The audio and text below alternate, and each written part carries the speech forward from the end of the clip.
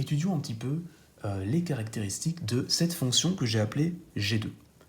Le domaine de définition, c'est quelles sont les valeurs de x qui ont une image. Dans ce cas-ci, j'ai une droite, donc je dois imaginer que ça vient de moins l'infini, ça part jusqu'à plus l'infini. Je vois qu'il n'y a aucun point rouge, aucun point à rejeter, aucune cassure. Donc je vais pouvoir dire que l'ensemble des valeurs de x qui ont une image, c'est de moins l'infini à plus l'infini, ou encore, ce sera plus joli, WR. L'ensemble image, même chose, toutes les images qui ont au moins un antécédent, mais vu que c'est une droite, si je prends même moins 1000, forcément j'aurai quelque part par là-bas un antécédent qui vaudra moins quelque chose. Donc encore une fois, pas de cassure, pas de points à rejeter, donc de moins l'infini à plus l'infini, ou bien WR. Les zéros, donc quand est-ce que je coupe l'axe des x? Eh bien je coupe l'axe des x ici en x égale 2. L'ordonnée à l'origine, est-ce que j'ai une valeur pour f de 0?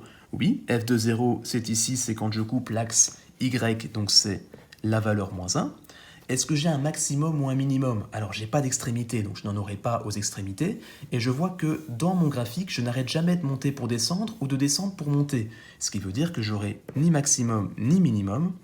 L'étude du signe, l'étude du signe, ce qui est intéressant, c'est de mettre les extrémités, mais je n'en ai pas. C'est de mettre les points rouges, mais je n'en ai pas. C'est de mettre les cassures, mais je n'en ai pas. Donc finalement, la seule chose qui m'intéresse ici, ce sont les zéros ou bien les racines. J'en ai une en x égale 2. En x égale 2, vu que c'est une racine, ça veut dire que y vaut 0. Le point qui est là a comme coordonnée 2, 0. Avant ça, les images, elles sont ici, donc elles sont toutes négatives. Après ça, elles sont toutes positives. Et au niveau de la variation, c'est le même procédé. Je n'ai pas d'extrémité, je n'ai pas de point rouge à rejeter, je n'ai pas de cassure, je n'ai pas de maximum, pas de minimum. C'est-à-dire que ma fonction ne fait qu'une seule chose. Dans ce cas-ci, elle ne fait que monter.